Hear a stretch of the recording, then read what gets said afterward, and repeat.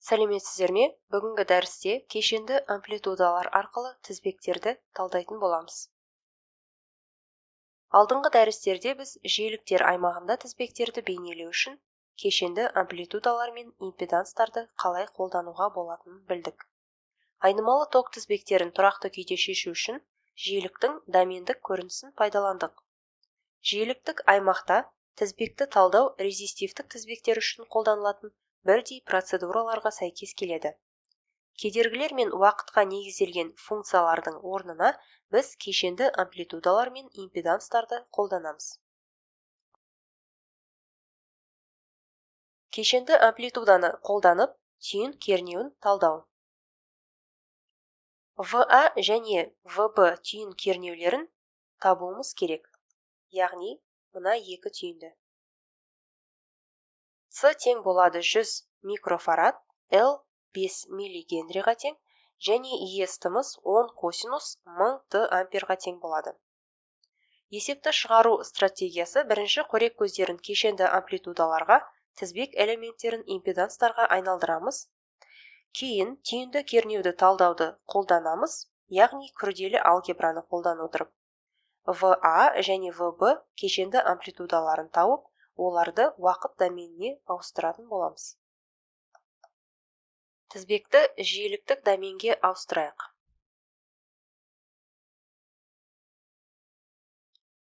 Мұнда 10 көбейтілген 0 градус.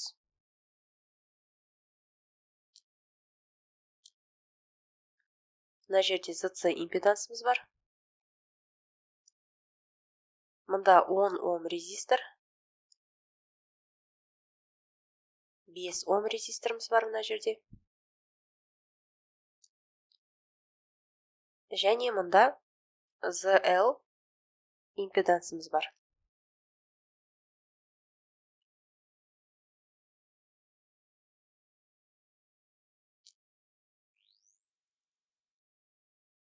Енді ZC импедансымызды анықтаймыз. Минус G бөлінген омега С. Тең болады. Минус G бөлінген 100 микрофарад көбейтілген 1000-ға. Тең болады минус G Ом. Яғни, мұнда тең болады минус G Омға. Енді ZL тең болады G көбейтілген омега L. Тең болады G көбейтілген 1000 көбейтілген 5 миллигенри. Тең болады G 5-ке.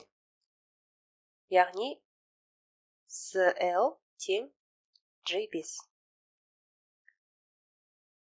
Сонымен тізбекті жиіліктік доменге ауыстырдық.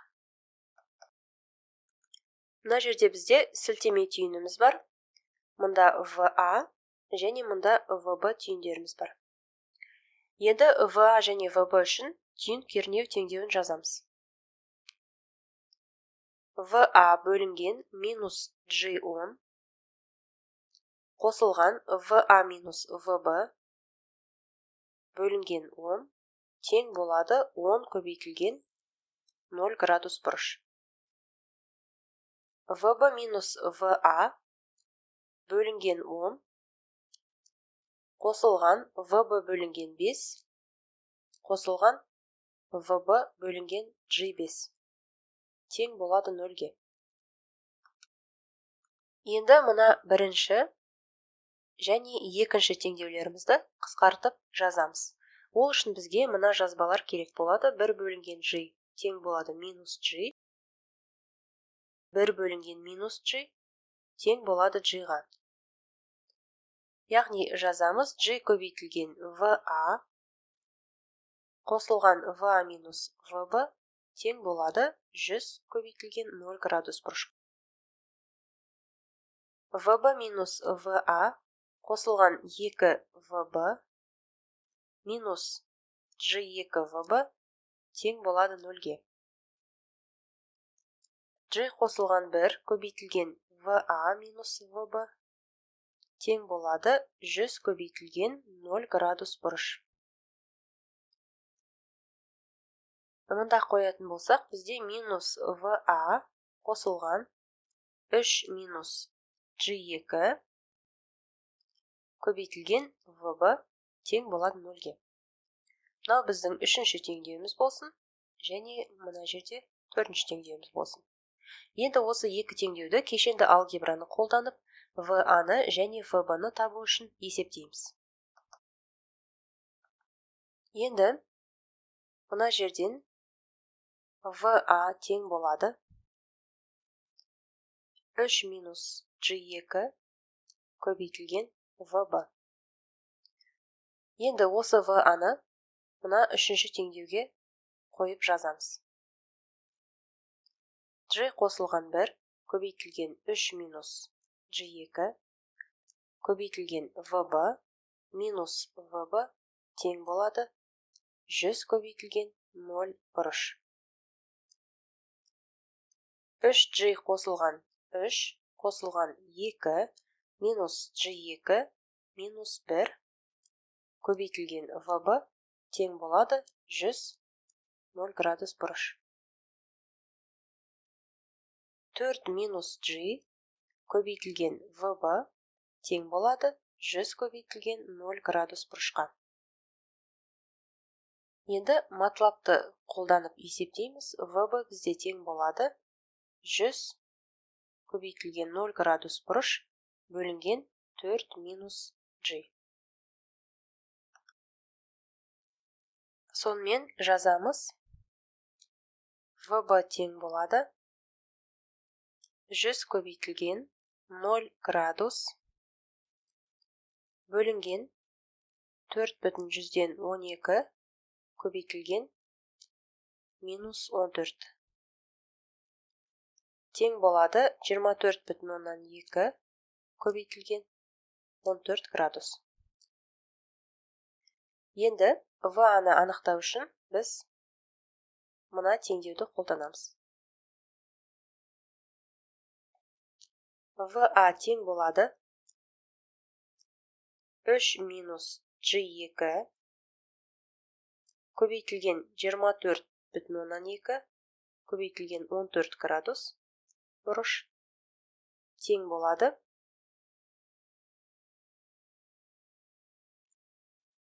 3,6 көбейтілген минус 33,7 градус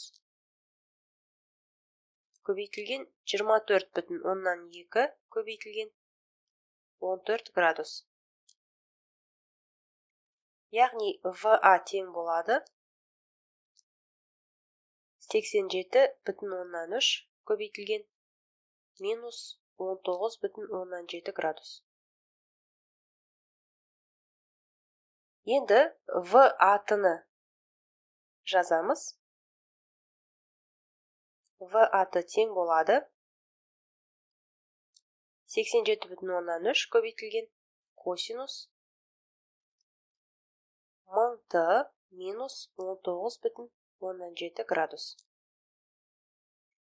VB-тымыз тең болады 24,2 көбейтілген косинус 1000 плюс 14 градус. Сонымен уақыт доменіндегі VB және VA-ның мәндерін анықтадық. Қосымша түйінді кешенді амплитудаларды қолданып түйін кернеуін талдау. Бірінші VA, VB түйіндерін белгілейміз. Мұнда VA және мұнда VB. VB минус VA тең болады 10 i-ға. Яғни мына жерде бізде қосымша түйін пайда болады.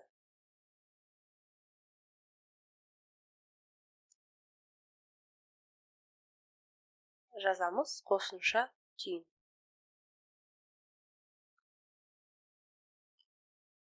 Енді жиілік доменге ауыстырамыз тізбекті. Яғни мұнда бізде 10 көбейтілген 0 градус болады. Мына жерде 10 ом резистор болады. Және мұнда 10 ом резистор болады. Мұнда и тоғымыз болады. Мына жерде VA және VB кешенді амплитудалар болады. Мұнда 10 көбейтілген i-ге тең, және мұнда 5 Ом резистор бар. Мұнда L, мұнда C болады.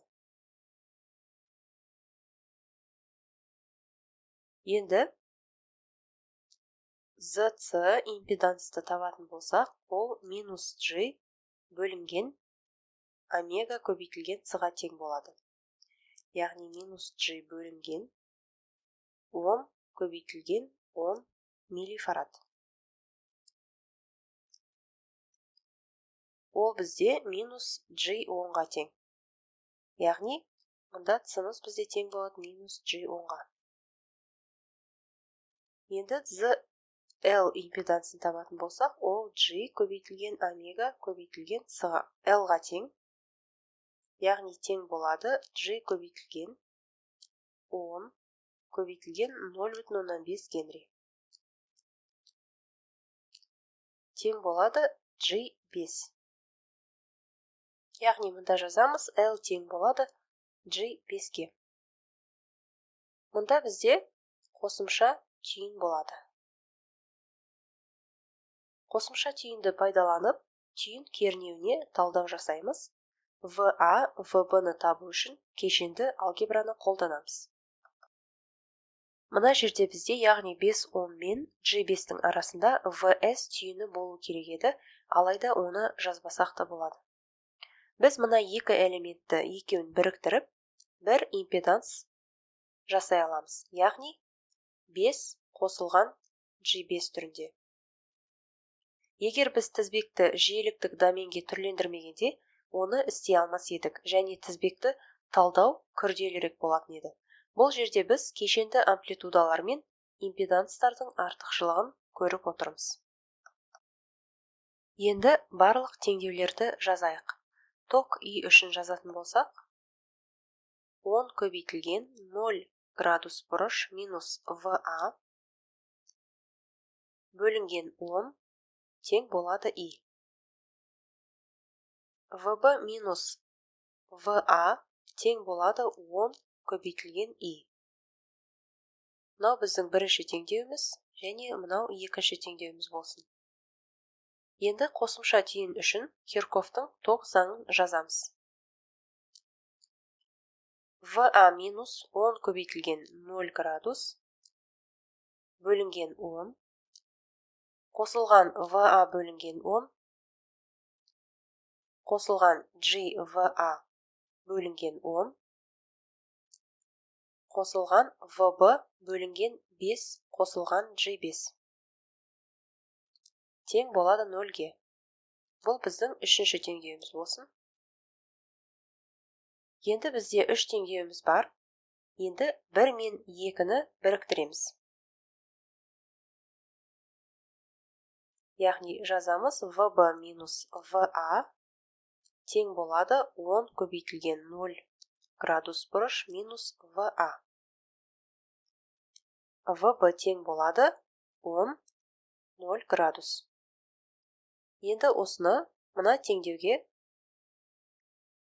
қойып жазамыз. Яғни VA-ны анықтаймыз. Енді VB-ны бұл теңдеуге қоймас бұрын біз 10-ға көбейтеміз. Яғни жазамыз VA минус 10 көбейтілген 0 градус қосылған VA қосылған GVA қосылған 2 VB бөлінген 1 қосылған G тең болады 0-ге. Енді VB-ны қойып жазамыз. VA көбейтілген 2 қосылған G қосылған 20 көбейтілген 0 градус бөлеміз түбір асты 2 көбейтілген 45 градус тең болады 10 көбейтілген 0 градус бұрыш.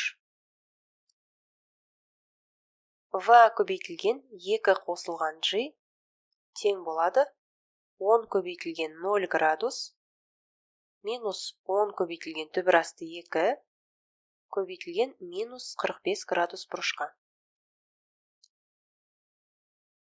В тең болады 10 көбейтілген 0 градус бұрыш минус 10 көбейтілген түбір асты 2 көбейтілген минус 45 градус бұрышқа. Және бөлеміз 2 қосылған G. Енді матлапты қолданып есептеу жүргіземіз. Яғни В тең болады 10G бөлінген 2 қосылған G тең болады 2 қосылған 4i. Ол тең болады 4,147 көбейтілген 63,4 градусқа.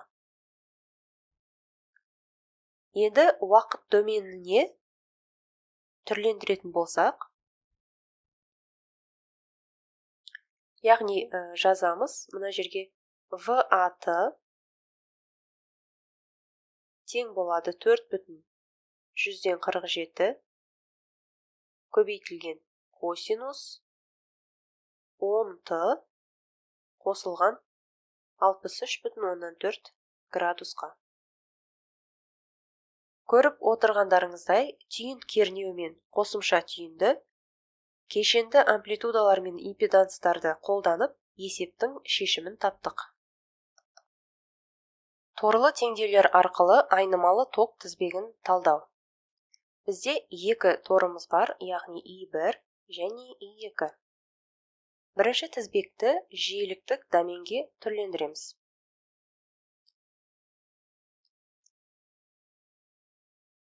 Плюс-минус 10 көбейтілген түбір асты 2 көбейтілген 45 градус бұрышқа.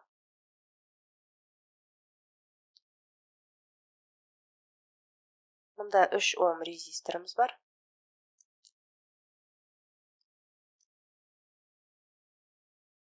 Мұнда ZL импедансымыз бар.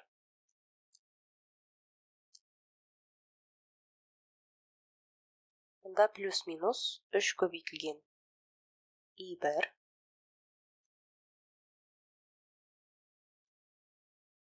Мұнда ZC импедансымыз бар.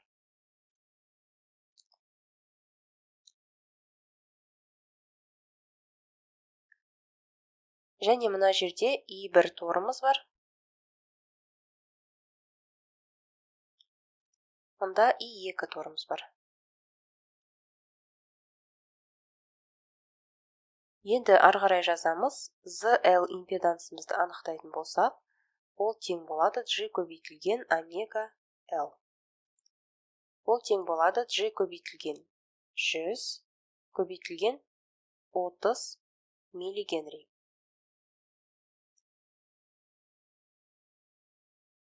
Тең болады 3G-ға. Енді C импедансымызды анықтайтын болсақ, минус G бөлінген омега C-ға. Яғни минус G бөлінген 100 көбейтілген 5 микрофарад. Миллифарад. Яғни ол тең болады минус G2-ге. Сонымен импеданстарды тауып, тізбекті жиіліктік доменге түрлендірдік. Тор 1-ге теңдеу жазайық. Яғни тор 1 3 көбейтілген I1 қосылған 3G I1 минус I2 тең болады 10 көбейтілген түбір асты 2 45 градус бұрышқа. Тор 2-ге жазамыз. 3 көбейтілген I1 минус 2 G I2 қосылған 3G 2 минус I1 тең болады 0-ге. Енді теңдеуді қысқартып жазайық.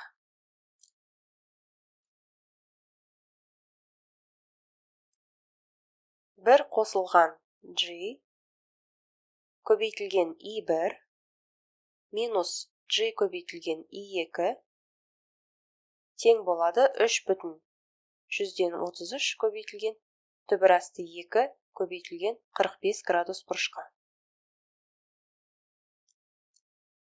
3 минус G 3 көбейтілген I1 қосылған G көбейтілген I2 тең болады 0-ге.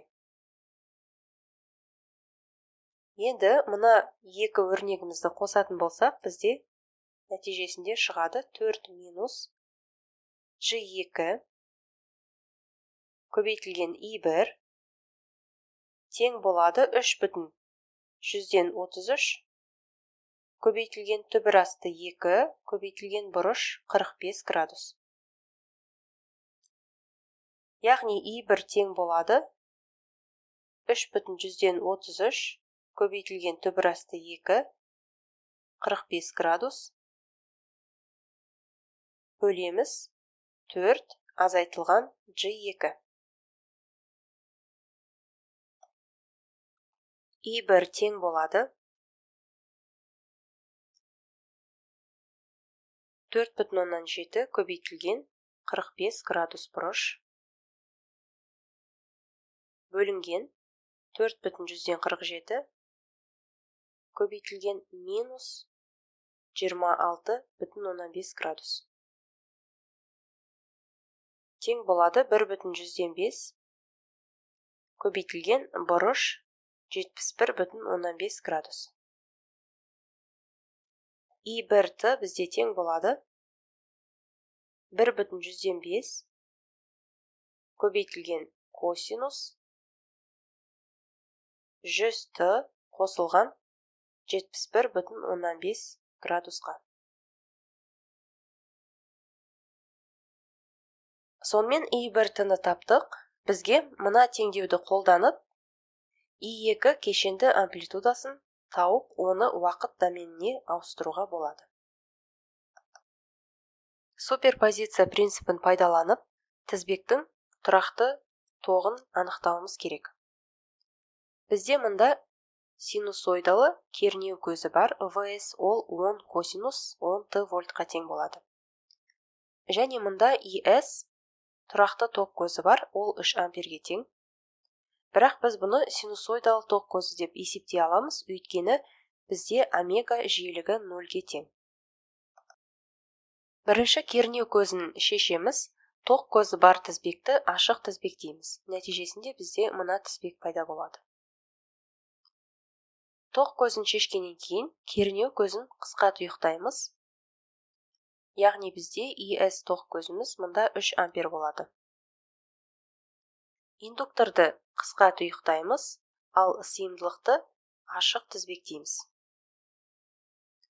Және тізбегіміз мына түрде болады. Және кернеу бөлгіш принципі бойынша бізде мына жаққа өтетін тоғымыз бар. Және мына жаққа өтетін тоғымыз бар. Мына тоғымыз 2 амперге тең, ал мына тоғымыз 1 амперге тең болады. Және де I2 тең болады минус 2 амперге.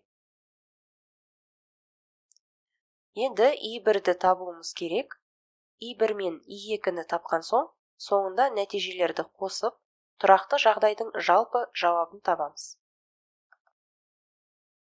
Сонымен талдауымызды мына екі элементті бір Z-қа дейін қысқартудан бастаймыз. Яғни ZP тең болады, параллель деген сөз, 1 бөлінген минус G10 қосылған 1 бөлінген 10 тең болады минус G100 бөлінген 10 минус G ohm тең болады минус G ohm бөлінген 1 минус G. ZP тең болады минус G ohm көбейтілген жақшаның ішінде 1 қосылған G. Яғни қарсы мәніне көбейтіп шығамыз. 2 бөлімінде алымында 1 минус G көбейтілген 1 плюс G. Тең болады минус G ohm көбейтілген 1 қосылған G бөлінген 2.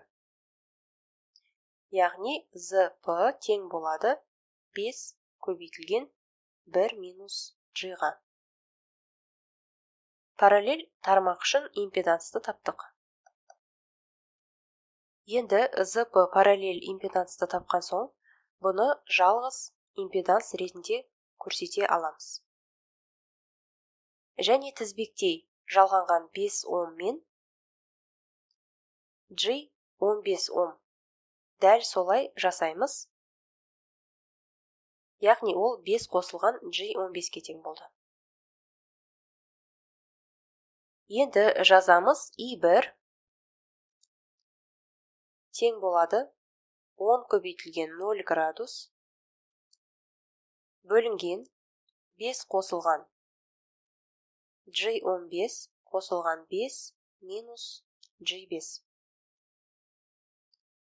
тең болады 10 көбейтілген 0 градус бөлінген 10 қосылған G көбейтілген 10-ға. I1 тең болады 10 көбейтілген 0 градус бөлінген 10 көбейтілген түбір асты 2 көбейтілген 45 градус. Тең болады 1 бөлінген түбір асты 2 көбейтілген минус 45 градусқа. I1T тең болады 0,7 көбейтілген косинус 10T минус 45 градус амперге. I2-міз бізде тең болады минус 2 амперге. Енді жалпы I-ді табу үшін екеуін қосамыз. Яғни I-ті бізде тең болады 0,7 косинус 10T азайтылған 45 градус минус 2 ампер. Яғни бұл біздің есебіміздің соңғы шешімі. Кешенді амплитудаларды қолданып қорек көздерін түрлендіру. Яғни бұл жерде біз жай ғана тізбектей жалғанған кернеу көзімен импедансты параллель жалғанған тоқ көзімен импедансқа ауыстырдық. Яғни VS тең болады IS көбейтілген ZS-қа. Енді осыған байланысты мысал келтірейік. Айнымалы тоқ тізбегіндегі қорек көзін түрлендіру мысалы. Бірінші біз жиіліктік доменге түрлендіруден бастаймыз.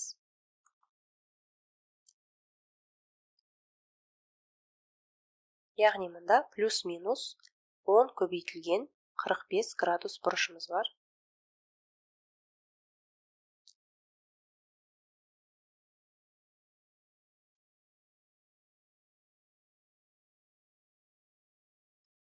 Мына жерде бізде 10 қосылған ZL импедансы. Яғни ZL бізде тең болады G көбейтілген омега көбейтілген L-ға. Ол тең болады G көбейтілген 100 көбейтілген 100 миллигенри. Тең болады G 10-ға. Яғни мұнда 10 қосылған G 10 болады. Енді қорек көзіне түрлендіру жасайтын болсақ, мұнда бізде IS болады.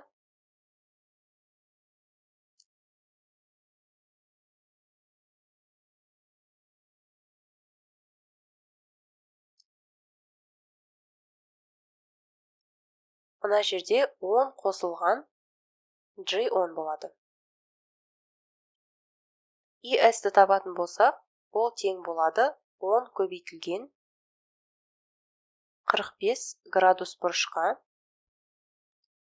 бөлінген 10 қосылған G10 тең болады 1 көбейтілген 45 градус бөлінген 1 қосылған G. Тең болады 1 көбейтілген 45 градус бұрыш бөлінген түбірасты 2 көбейтілген 45 градус бұрыш. Яғни ол тең болады 1 бөлінген түбірасты 2 көбейтілген 0 градус бұрышқа. Яғни мынау біздің қорек көзі түрлендірілген эквиваленттік тізбегіміз болып есептеледі. Кешенді амплитудаларды қолданатын Теvenиннің эквиваленттік сұлбасы.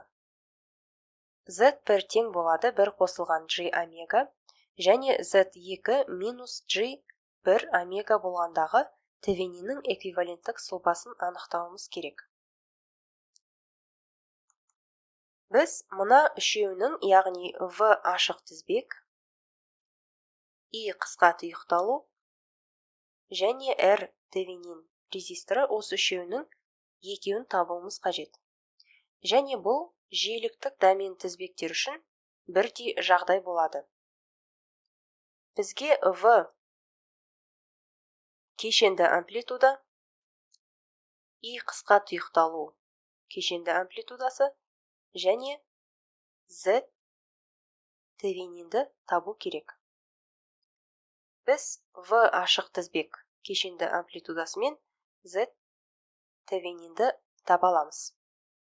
Бірінші, Z Теvenинді табайық. Яғни тоқты ашық тізбектейміз. Және бізде Z1 мен Z2 тізбектей жалғанып тұр. Яғни бізде Z Теvenин тең болады Z1 қосылған Z2 1 қосылған G минус G тең болады 1 омға. Екіншіден біз V30-ны табамыз, өйткені мұнда бізде плюс минус V30 бар. Және мына жерде өтетін I тоғымыз 0-ге тең. Мұнда бізде кешенді амплитудамыз бар. Және мына жерде сілтеме түйініміз бар. Яғни жазамыз V30 тең болады I қысқа тұйықталу көбейтілген Z1 тең болады 2 көбейтілген 0 градус көбейтілген 1 қосылған G. Тең болады 2 көбейтілген 0 градус көбейтілген түбірасты 2 көбейтілген 45 градус бұрышқа. Яғни V30 тең болады 2 көбейтілген түбірасты 2 көбейтілген 45 градус бұрышқа. Сәйкесінше Теvenиннің эквиваленттік тізбегі мына түрде болады. Яғни мұнда плюс минус 2 түбірасты 2 45 градус бұрышымыз бар. Және мұнда 1 ом резисторымыз бар. Z Теvenин. Және мұнда шығыс болады. Сонымен Теvenиннің эквиваленттік тізбегін анықтадық. Осымен кешенді амплитудалар арқылы тізбектерді талдауды аяқтадық.